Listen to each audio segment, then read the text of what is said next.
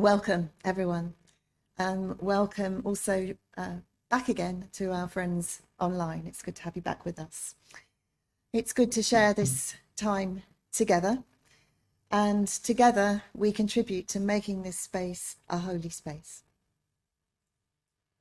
Each of us comes here with our own stories, our own ways of making sense of life and the universe, our own troubles, and our own blessings. Here we hope to find a place of acceptance and an invitation to be fully ourselves. Here may we give what we can and receive what we're offered, in the knowledge that we are each an integral part of the great ebb and flow of the universe. I'll start by lighting our chalice this morning, which is our custom. And I do this as a symbol of our free religious faith.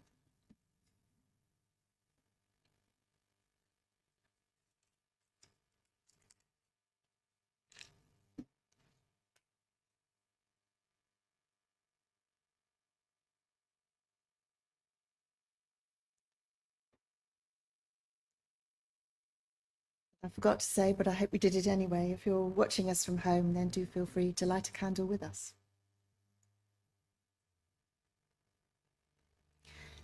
May this flame remind us of the eternal gift of light. May we receive it gladly and follow it wherever it may lead us.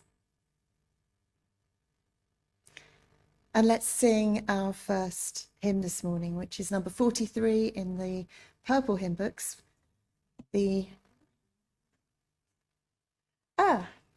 That's my mistake. It's actually the purple hymn books. I'm so sorry. It's We Gather the Spirit. And the words will come up on the screen anyway.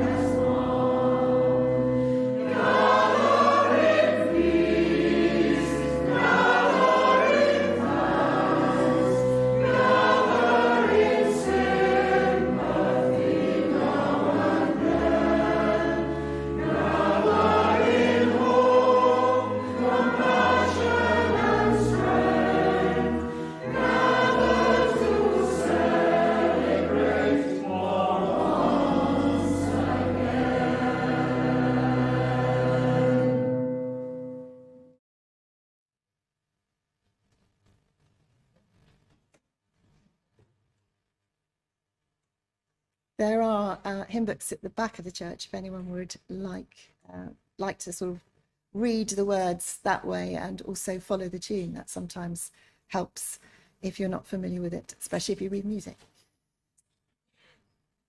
As we're approaching the festive season, today's theme is giving and receiving. But not so much about giving and receiving presents and cards, but more about the way giving and receiving is an integral part of our lives. And I'd like to start with some words by the writer and theologian Parker J. Palmer. When the gift I give to the other is integral to my own nature, when it comes from a place of organic reality within me, it will renew itself and me, even as I give it away.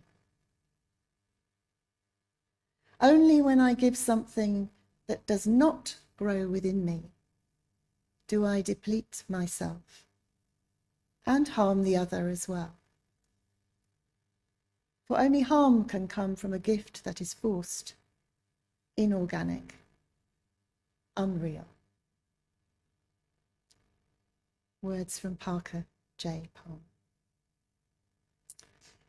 I'm going to share a story with you. I wonder if we could just have the door closed at the back. Thank you. The story is called The Emperor's Gift, and it's from a book of wisdom stories collected by Margaret Silf. And it's about a beggar and an emperor.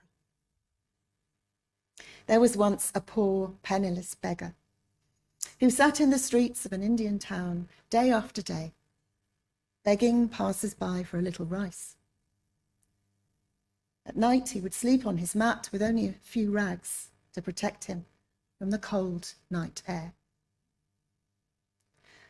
Most days, he would be given enough rice to make himself a meal at night, and enough coppers to buy a little firewood to cook the rice. And so his life continued, day after day, until one day he heard that the emperor was coming to town to make a state visit. Surely, he thought, the emperor is a good and stately man. He will give me good gifts. He won't pass me by with only a handful of rice. So the next day he made sure he was sitting on the route that the emperor's carriage was taking. Soon the sound of the imperial procession could be heard, and the beggar took up his position on the roadside. And as the emperor's coach approached, he stood up and took his position, stepped out and offered his hands out to receive alms. But to his great surprise, the emperor himself got out of his coach, walked up to the beggar and greeted him very warmly and asked him if he could spare a handful of rice. Well, the beggar was astonished. Here he was, a poor man with nothing, and yet this powerful, wealthy emperor dared to ask him for rice. He was furious. But he couldn't really refuse the emperor's request. So very reluctantly, he counted out 5 grains of rice from his meager supply and gave them to the emperor, who received them most graciously, thanked the beggar warmly, and went on his way. That night, the beggar began to prepare his meal, and as he washed the rice, he noticed something gleaming from among the grains. It was a small, rice-sized nugget of gold. And then he noticed another, and another. He sifted through the rice with the utmost care, and in fact, there were 5 nuggets of gold. 5. No more. He thought back to his encounter with the emperor. For each of the 5 grains of rice he had so reluctantly given, he now had a nugget of gold. The emperor had returned his grudging gift with interest. "How mean and foolish I've been," he exclaimed. "How I wish I had given the emperor every grain of rice I possessed." We'll return to that story later. But one of the ways in which we give and receive, especially in a community, is to share our stories and to receive each other's stories. And it so happens that 2 of our members, Selma and Linda, have written something quite short each about their childhood experiences of war, the Second World War. And as I won't be leading the Remembrance service next week, I thought it would be nice to hear them this week. So Thelma is going to read hers first. And as receivers, I ask you to receive her story with open heart and generous spirit. Thank you, Thelma. Unconditional surrender on Tuesday, May the 8th, 1945. Mr. Winston Churchill broadcast to the millions of listeners. No television sets, just radios those days. In Great Britain and the British Empire, the following victory message. Yesterday morning at 2:41 a.m. at General Eisenhower's headquarters, the representative of the German High Command and the head of the German state signed the Act of Unconditional Surrender of all German land, sea and air forces in Europe to the Allied force. I was 9 years old. Before the surrender, my life was walking to school carrying my gas mask in its case. At school, if there was an air raid, we had to go to the school shelter, and we passed the time away singing. One day, I was walking in Plymouth Central Park with my mother and my grandmother, pushing my doll's pram, when a plane flew overhead and started to fire at us. We took cover in one of the many bushes in the park. My father built an Anderson air raid shelter in our garden, and sometimes if my parents had heard it was to be a bad bombing raid that night, we would go to the Central Park shelter. One night we stayed in our own shelter, and the Central Park one was hit, and many people lost their lives. At night, we had to keep our curtains closed so that no light shone out of the windows, drawing the attention of the German planes. How would the young of today have coped? We never had computers or computer games. We played in our lane, making up games, or playing with marbles, or skipping with ropes, and with a chalk we played hopscotch. One night we had a very bad bombing raid. During that day, the King and Queen, George VI, and Queen Elizabeth, the late Queen's parents, had come to Plymouth on a visit, but had returned to London the same day. The enemy must have thought they were going to be staying overnight. It was that night, 20th of March 1941, that St. Andrew's Church was hit, and Plymouth looked very sad the following day. When VE Day, Victory in Europe, came, we had a lovely street party, and despite living through the war, I can say I still had a happy childhood living a simple life. Thank you so much, Thelma. I can imagine you playing hopscotch. We'll hear Linda's a little later, but first let's have our second hymn, which is number 90 in the Purple Book again. Let us give thanks and praise.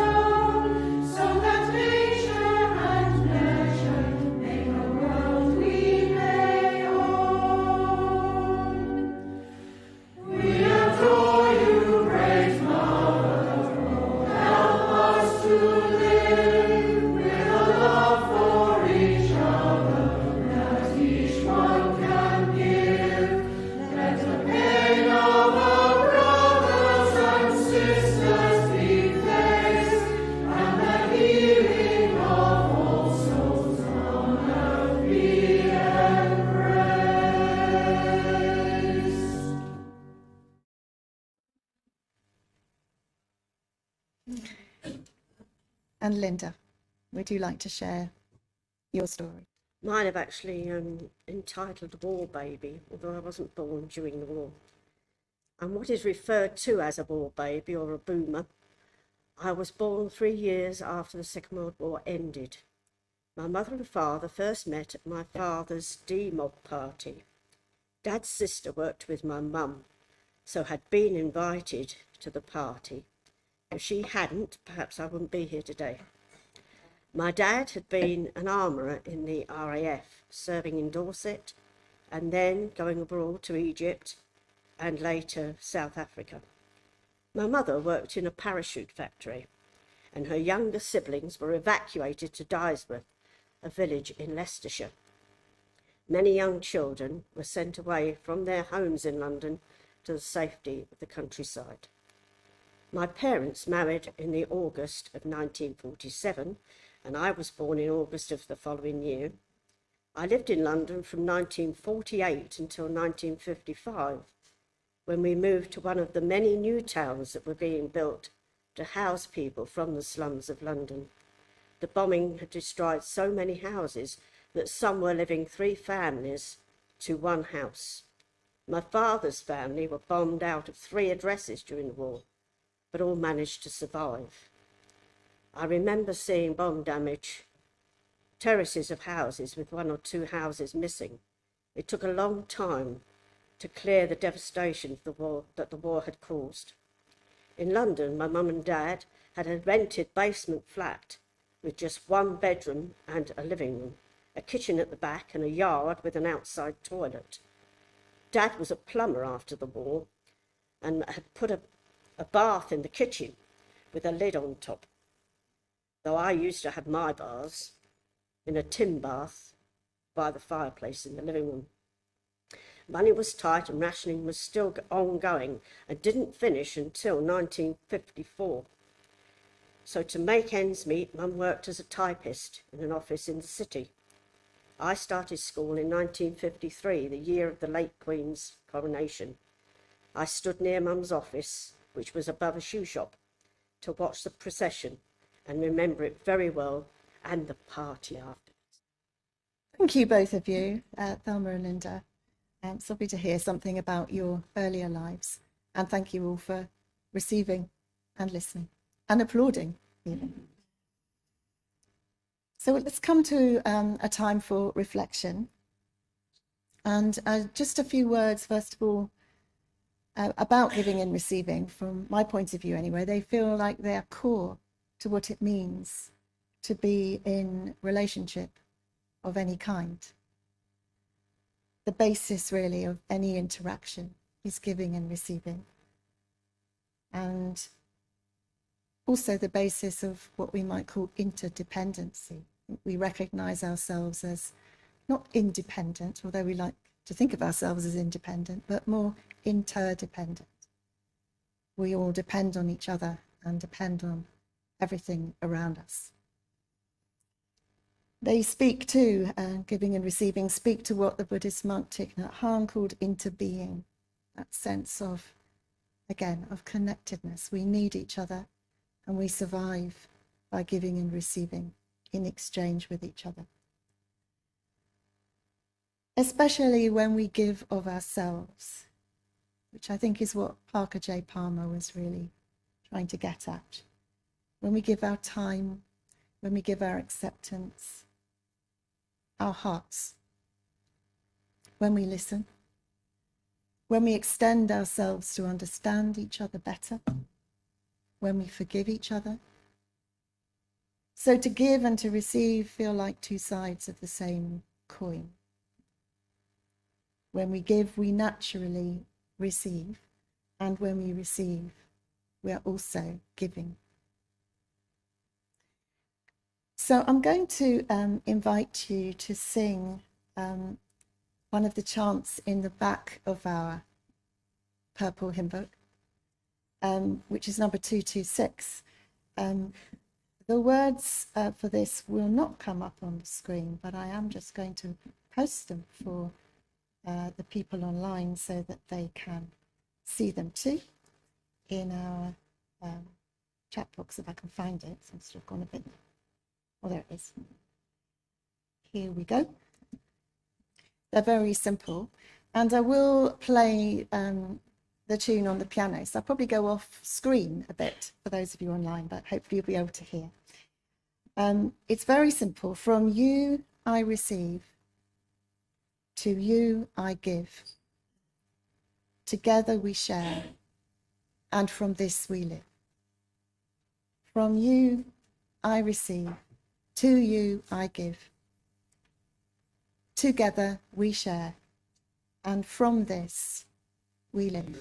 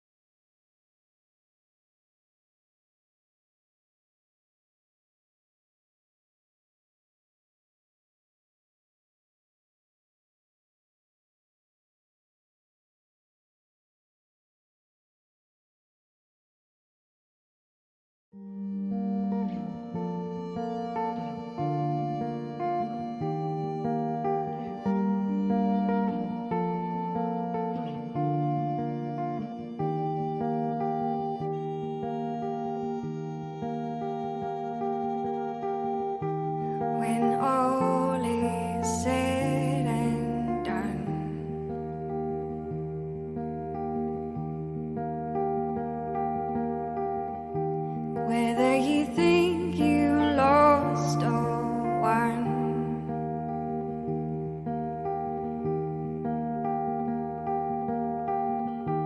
Can you tell me, my friend,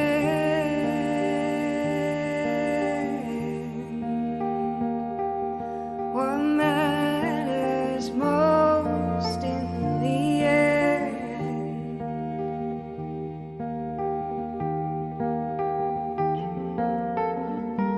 How well did you live?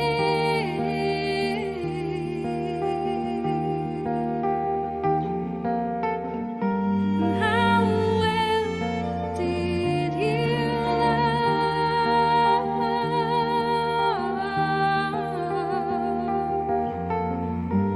How well did you learn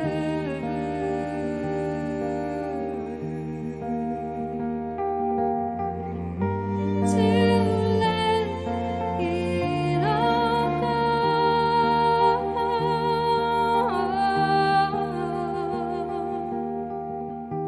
What matters in the end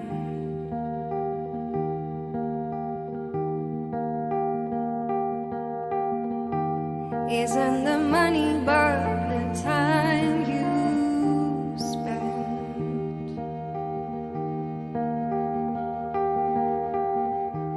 Isn't the things you have but the things you share.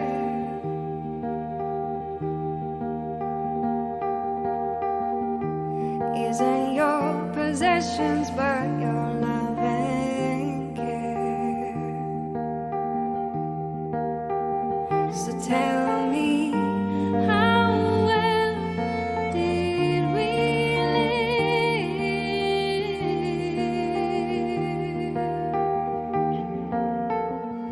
And how well did we love?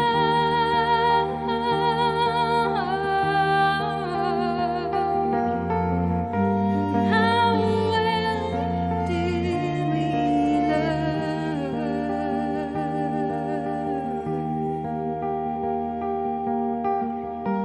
to let it all go?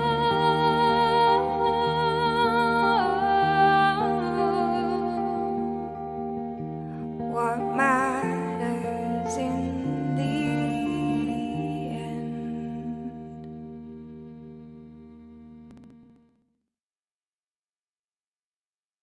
Makes me quite tearful, that song.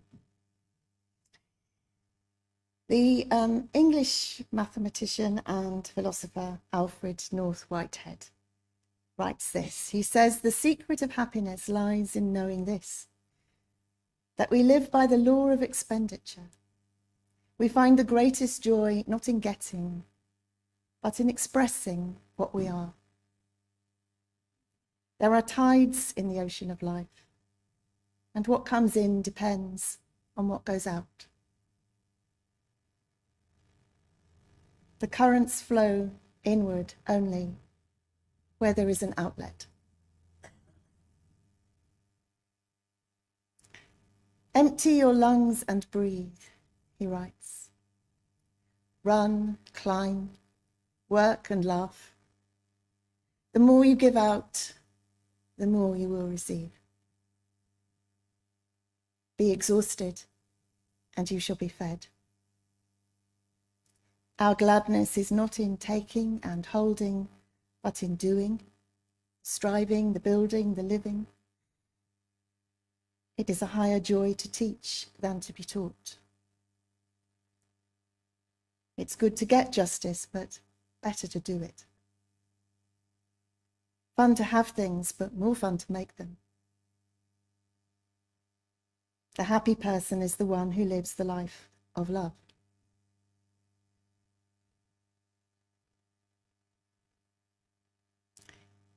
I think Jesus said something very similar in Luke chapter 6. This is verse 38. "Give, and it will be given to you." Give, and it will be given to you. I think we tend to think of ask, and you will receive is more often quoted. But give, and it will be given to you. A good measure, pressed down, shaken together, and running over, will be poured into your lap. For with the measure you use, it will be measured to you. Which is kind of what the poor beggar discovered in our story. He gave 5 grains of rice, and he received 5 nuggets of gold in return, which of course was rich reward for 5 grains of rice, but only in proportion to what he had given. If only he'd given more, he thought. Too late. Or not too late, next time. But of course, the story is not really about giving grains of rice. And this emperor is clearly no ordinary emperor. He's not demanding payment from the poor so he can fill his own barns or line his own coffers, as so many in power have done through the ages and continue to do today. Instead, quite the opposite of that. So we might intuit, we might sense that we are to understand this emperor in this story is no ordinary mortal, but maybe is symbolic of God or of life, the universe,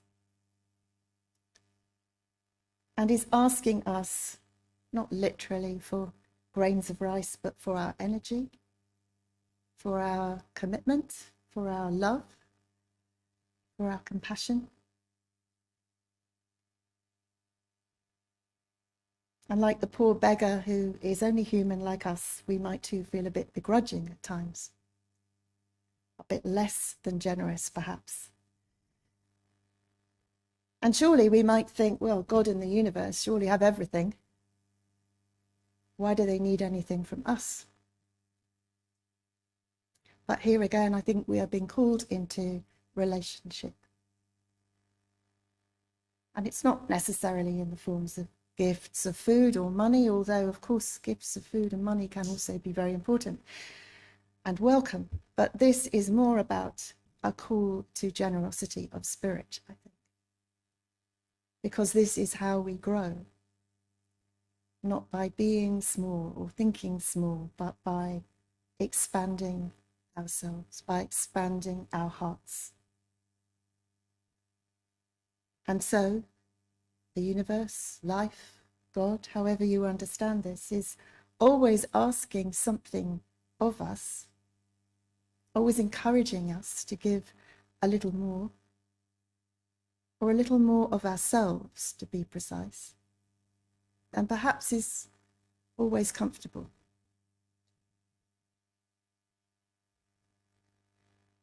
And so the question is, what is being asked of us?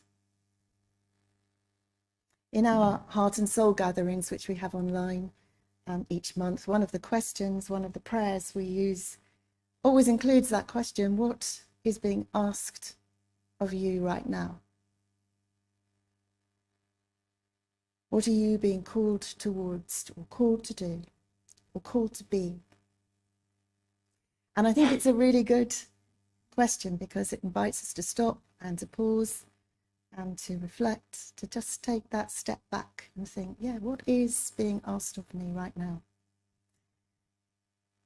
What's being asked of me? I mean, many things, I think, at the moment, at a personal level and also at a global level. Personally, it feels like I'm being asked to reflect on what it means to grow older and how to use that time and how to be in that time. Like any question, it's a big question, and like any difficult question, I might be tempted to ignore it and turn the other way, or just be a bit stingy with the answer, just maybe give it a few moments thought and turn away. But then again, I could really open myself to that question and engage with it, which would be a lot more rewarding. And similarly, how am I being called to respond in this difficult time in the world? Complex situations, troubles everywhere we look. What can I give that as Parker J. Palmer puts it, is integral to my own nature, not something forced or something I think I should do or that somebody else tells me I should do. What is my response from my own spirit, nature, heart, from the God in me, if you like? So it seems to me that this story of the beggar and the emperor is really suggesting something about the relationship between ourselves and the sacred, between ourselves and the universe, ourselves and life. What is that relationship? What are we being asked to give from our true selves? And when we give from ourselves, truly, from our hearts, then, and do it with love and without expectation of reward, that is when, paradoxically, we begin to receive the gifts that are greater than we might have imagined possible. So I know that this period of time becomes something about sort of frantically giving and receiving all sorts of things, trying to think what to give, trying to be grateful whatever you're given, sometimes challenging. But more importantly, really, underneath all of that is something more fundamental about the way we live, not just at Christmas, but how we relate to life, how we give as human beings to ourselves, to each other, to the world, in a way that's meaningful, heartfelt, and true. So may it be so. Our last hymn today is number 193. We laugh, we cry, we live, we die, we dance, we sing our song. And we hope to do all of those things and do it, again, as I say, true to ourselves. Let's sing.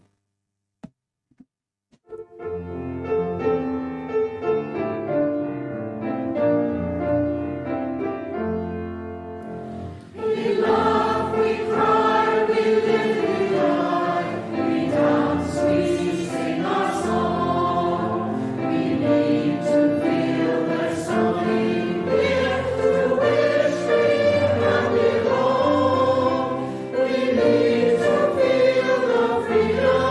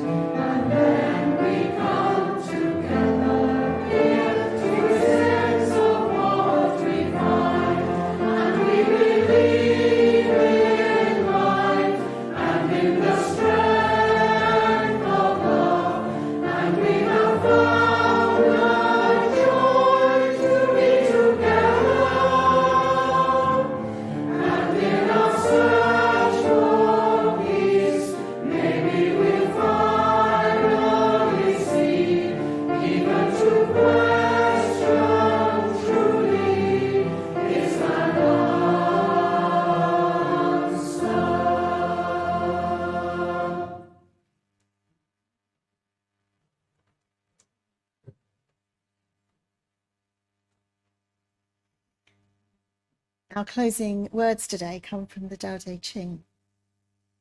And then we will have a video at the end.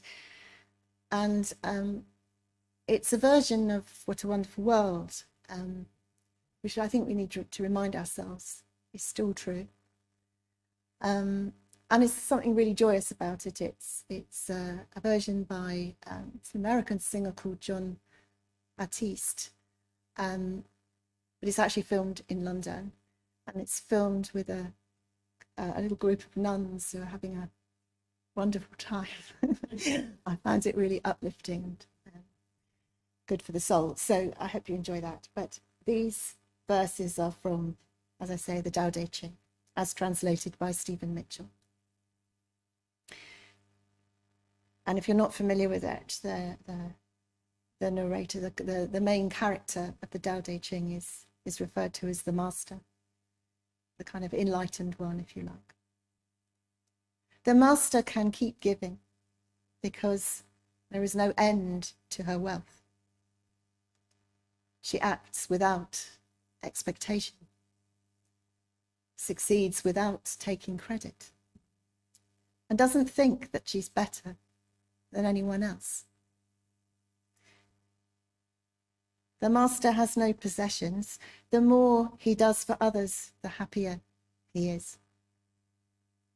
The more he gives to others, the wealthier he is.